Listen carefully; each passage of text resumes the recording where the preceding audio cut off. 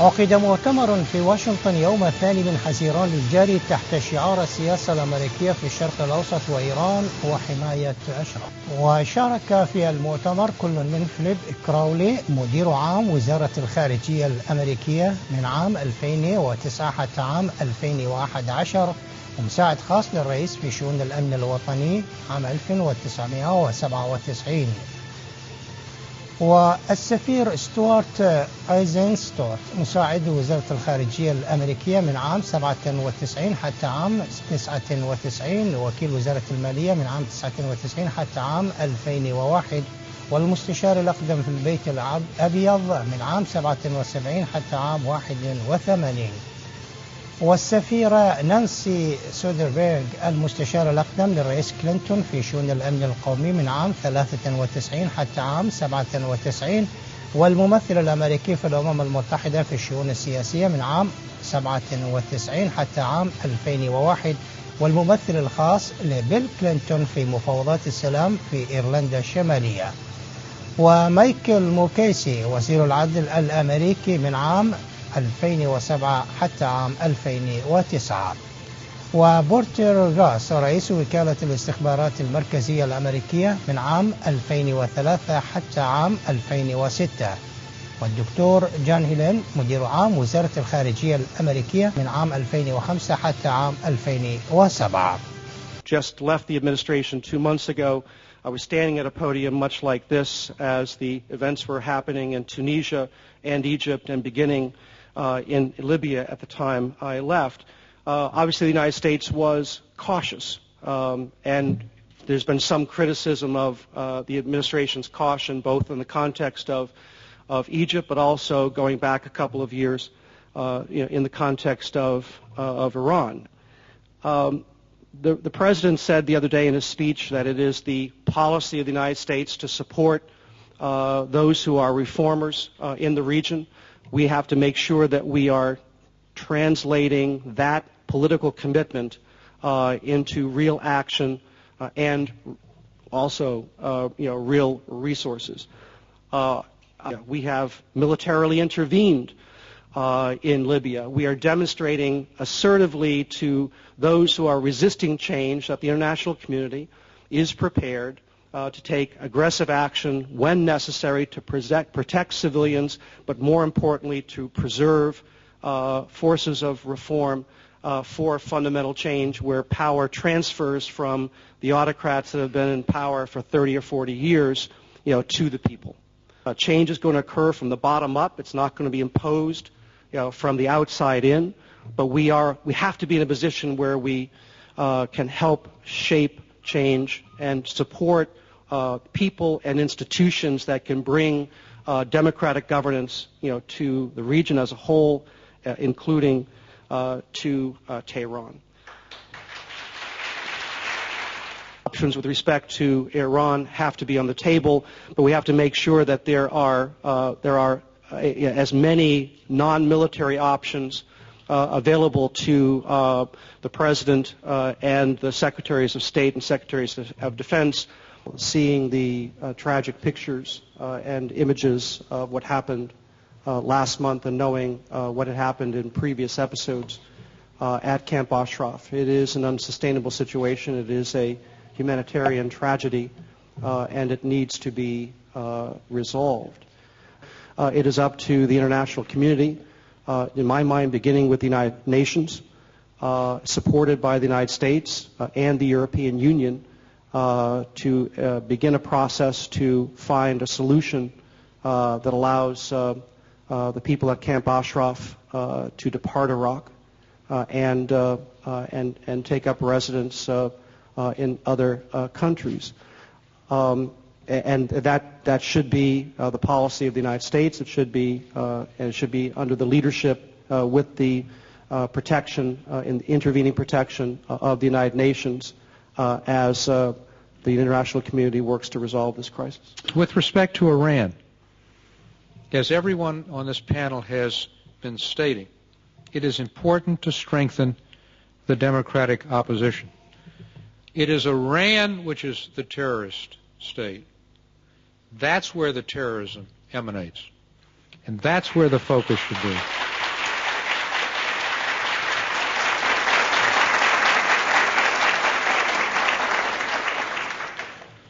The State Department is going through their process as the Court of Appeals for the District of Columbia required them to do.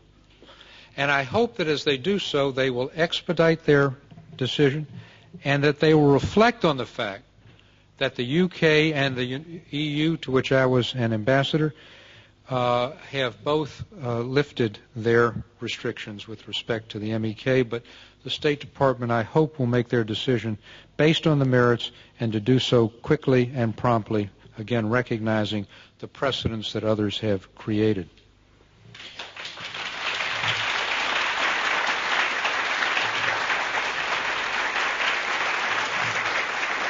It is important that we strengthen democratic forces not only in Iran but throughout the region. This is a critical inflection point in the history of this region. It is unacceptable for this regime to have either nuclear weapons or a nuclear weapons capability. Therefore, when we talk about every option being on the table, we need to mean that every option is on the table. Speaking at the U.S. Islamic World Forum, Secretary of State Hillary Clinton noted that Iran's leaders have consistently pursued policies of tyranny abroad and at home. And these actions have not been limited to those just inside Iran's borders as well. And we need to be vigilant of the Iranian activities outside of Iran as well. And particularly, I know many of you here are very concerned about the attacks on Camp Ashraf, particularly those last April. I think many of you have seen the brutal video footage of that assault, but we must never lose sight of the fact to stand up against these types of attacks.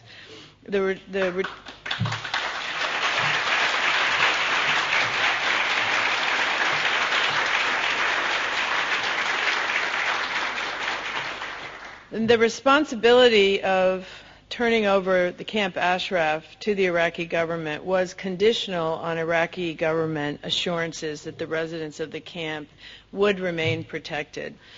I know many of you here are deeply concerned about those in Camp Ashraf, but also very involved in the effort to push the U.S. government to delist the MEK from the State Department's list of state sponsors of terrorism. And having worked closely in the Clinton administration with the peace process in Northern Ireland, and in the case of the MEK, you also face a government in Tehran that is providing zero democratic opening for change. Much easier with the Irish peace process when you had democratic governments both in Ireland and the UK willing to engage and give some political space. Within the U.S. government, old habits die very, very hard as well. But the process of change is an essential change. It is essential that this process occur, especially now in the 20th century. I am confident the Obama administration's current review will be decided on the merits. I know many of you think that it's all a political process in the past, but having spoken to a variety of people in the administration, I do think that this will be decided on the fact. In the 1990s, as a goodwill gesture to the regime in Tehran, our government placed the MEK on that list. By all accounts, this was done so as to help us engage with the regime in Tehran and perhaps get that regime to behave as a responsible member of the world community. Whether that policy was wise or foolish, there's no mistaking that it failed. Repeatedly, the Iranian regime has grown only more hostile and more threatening toward the United States and toward its neighbors. In the administration in which I served, that designation was continued, this time out of fear that if MEK were delisted, the Iranians would provide weapons, including deadly IEDs, to insurgents in Iraq. This policy, too, was a failure, because although the designation continued, Iran supplied deadly weapons, including IEDs, to those insurgents. And where do we stand today? Well, in Camp Ashraf, the organization that surrendered its arms and placed itself under international protection in 2003, to the point where the residents of Ashraf each received an identification card like this, like the one I'm holding up. designating them as protected persons under international law, has been attacked twice by Iraqi troops, once in July of 2009, once in April of 2011. At both times when our Secretary of Defense was present in Iraq. The last time resulting in the murder of 35 defenseless women and men with weapons and vehicles supplied by the United States, operated by troops trained by the United States, and the United States has done nothing about it. Whatever the reason, it's long past time for this country to act based on its principles, to delist MEK and thereby encourage those in Iran who are struggling for regime change, and to make certain that the residents of Ashraf are either permitted to remain where they are, with security provided by an international force, or that they are permitted to leave Iraq for other countries. We're in a position today where we can do something if we only will. We can't kick down the situation on the MEK anymore, or on Camp Ashraf. We're running out of time. We've got a deadline coming up. We know that we can count on other international organizations to help somewhat, but when you get down to it, the real force, the real factor, the real pusher and shover is going to be the United States of America. And that's why we have to encourage our Department of State to come up with the answers on what they are going to do to finish this review. As I say, you've given them a lot to think about. You've given them a third way to proceed towards removing what I would say is an autocratic theocracy of people who are certainly opposing anything like a free democratic republic.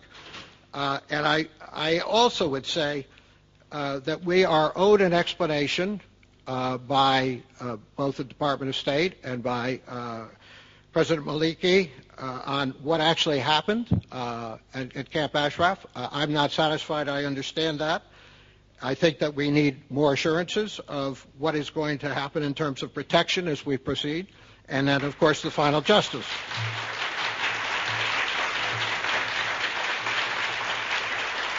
Democratic opposition in Iran that has the unified support of Europe and the U.S. is a key element. A free, peaceful, and non-nuclear Iran will be able to say goodbye to military confrontations with the U.S. and its neighbors, international sanctions, and the like. And I hope that the democratic opposition in Iran can make this point known to and accepted by their supporters. Yes, there was a Persian Spring before this current Arab Spring. We need those forces to be aided, inspired, and supported as a central tenet of U.S. and European policy. The U.S. will leave behind a presence in Iraq. We don't know for how long. That'll be continuously worked with successive Iraqi and successive American administrations for however long it is. But I do hope that as part of that, there could be worked into the Iraqi-American security agreements at least a sense of overwatch over the responsibility for that the international community has accepted for protecting the residents of that camp.